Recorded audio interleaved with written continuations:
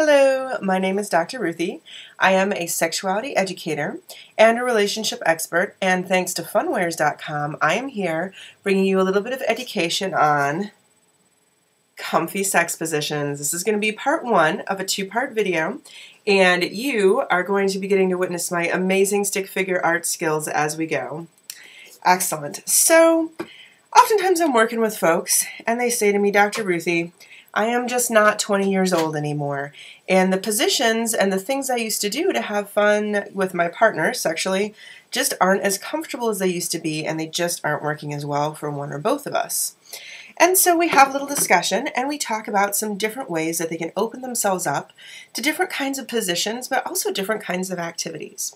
And one of the things I like to let people know, whether you are healing from an injury, you've just had a natural, normal, lifetime body change, you or your partner have gained some weight, whatever the case may be, this is your golden opportunity to go back to exploring sex. Now, your body may not feel like it did back when you were 16 or 20 or however old you were when you were exploring, but what has happened is you now have a new reason to mindfully go back and look at the way you enjoy yourself and your partner, and to open new doors and to consider new opportunities for pleasure. Some of the best lovers I've ever met when they're telling me about their styles are people who have had some reason to go back and reevaluate how they make love and how they enjoy sex and intimacy and how they define sex as well. And those are the folks who have opened the doors to these new ideas and become truly amazing lovers. So this is your golden opportunity to do the same. And I'm going to talk to you about a few different positions and things, but I want to remind you that as you're going back to learn how to explore and become an amazing lover, by finding new, more comfortable positions for you to enjoy intimacy with your partner, I want to remind you that you still need lots of privacy, a comfortable space, a focus on communication, and to remember that this is a wonderful new adventure that the two of you are embarking in. It is not trying to make up for something that's lacking. This is you opening new doors that you had forgotten about or that you didn't even know existed, and that is a very exciting thing to be doing together. And also remind you to have lots of lube and lots of comfortable pillows and cushions, as you're going to learn as I'm describing these different things. Now, when I talk to people about having more comfortable sex positions, one of the things I like to remind folks is that intercourse, or intercourse, as I like to call it, depending on what you're interested in and who you're partnered with, is just one of the many things on the menu, okay?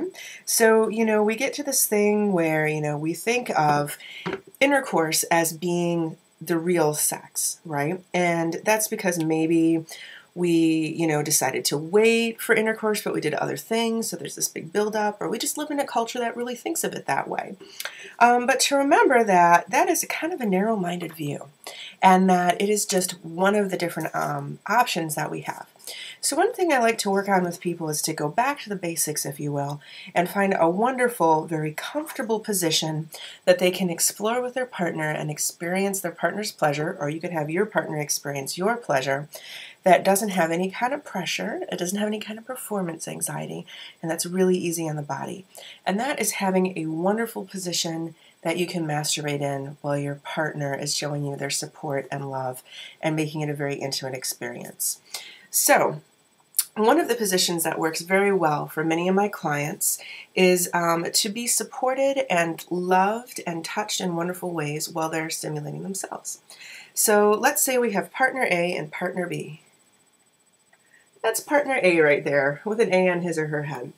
Sitting in a semi-reclined position with some nice cushions and pillows back here to make the back comfortable, and maybe some under the knees, depending, and leaning back against the wall or the headboard with the knees bent and the legs spread. And then partner B is going to be the one who's experiencing the direct pleasure. Partner B just snuggles in here, scooted down a little bit farther. Like this. And in this position, partner B, who may want some more cushions in here, partner B gets to recline against partner A, and partner B can pleasure and stimulate themselves with toys, with their hands, with whatever they enjoy, Well, partner A gets to enjoy partner B's pleasure in being happy. Partner A isn't going to be able to stimulate partner B's genitals very well, but they can hug them, hold their torso, rub their shoulders, kiss their shoulders and the sides of their neck and feel their face, and really get to experience partner B's pleasure in a different way. Now, if you really want to be able to get all of your senses in here as much as you can, go ahead and set yourself up a little mirror at the end of your bed or whatever space you're using so that you can watch and see what each other enjoys and get to smile and really make it an intimate experience.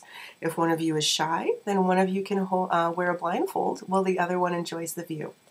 So this is the first thing I like to share with people, is to just go back to those basics of intimacy and low pressure, and to have a comfortable position where the two of you can enjoy each other in without that kind of pressure. And you can exchange who sits in which position. There's no gender or sexuality requirements for this particular setup.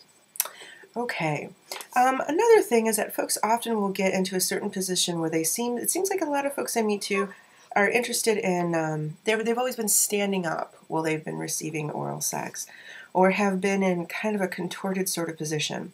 And what I like to encourage folks to do is kind of similar. Again, we have one person laying propped up, but not as propped up, with some cushions. Just a little bit of elevation so that they can kind of see what's going on here, which is really nice. We'll make this partner A here.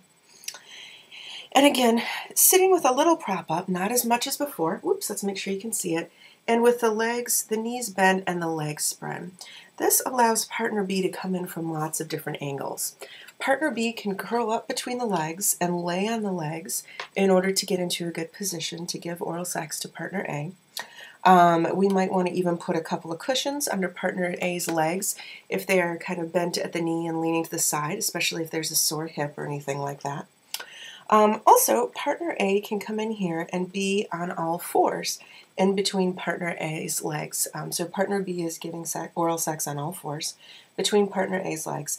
And partner A can watch what's going on and reach out and massage partner B's back or hold partner B's hair. And partner B is going to be, on the bed, so it's a little bit more comfortable position because the legs and the arms and things are not going to be so cramped up as if on the floor, like this.